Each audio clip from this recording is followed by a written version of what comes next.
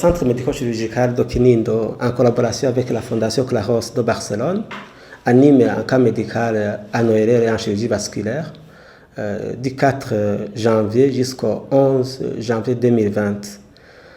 Au cours de son cas médical, plusieurs interventions et consultations sont prévues, notamment les interventions en rapport avec la tympanoplastie pour ceux qui ont des tympans perforés, les tumeurs du nez, des oreilles, le goitre, la mise en place des fistules artério-veineuses.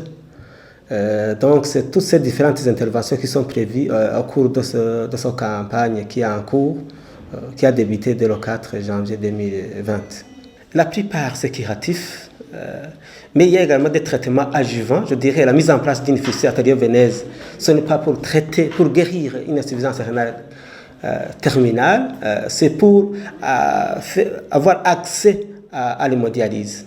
Donc la plupart des pathologies, donc, notamment pour les tympanoplasties, pour les tumeurs bénignes, c'est un traitement curatif. Mais il y a aussi d'autres traitements palliatifs, notamment la mise en place des fistules, ce n'est pas un traitement curatif. La valeur ajoutée, c'est d'abord en matière de coût.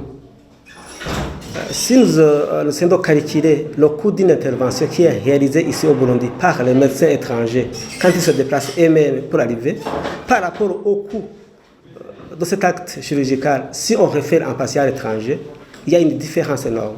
Donc, le coût de chacun, ça dépend du type d'intervention, des moyens qu'on utilise, mais sachez que d'abord en moyenne, le coût de l'intervention ici est de loin inférieur au billet d'avion aller seulement, si on réfère un patient étranger. Deuxièmement, une valeur ajoutée, c'est un moyen également de renforcer la compétence de nos médecins qui sont disponibles sur place. Après, ils vont faire eux-mêmes ces interventions au fur et à mesure.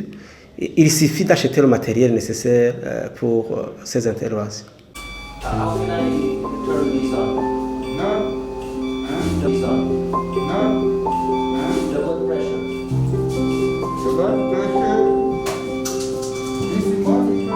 Effectivement, nous avons des médecins spécialistes en ORL et en chirurgie, mais seulement ils ont des problèmes de moyens techniques.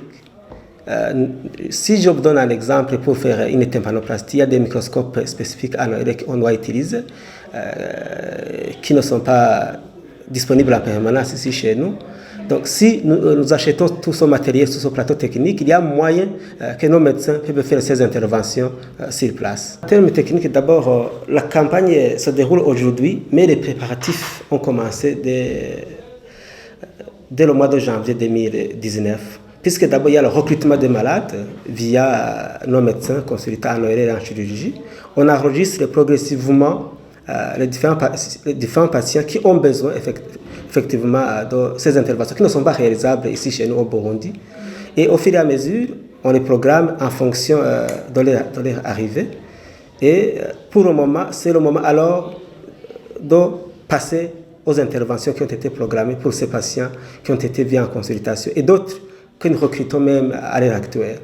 L'appel que je lance à la communauté, c'est effectivement pour les patients qui ont des problèmes en ORL que nous avons cités,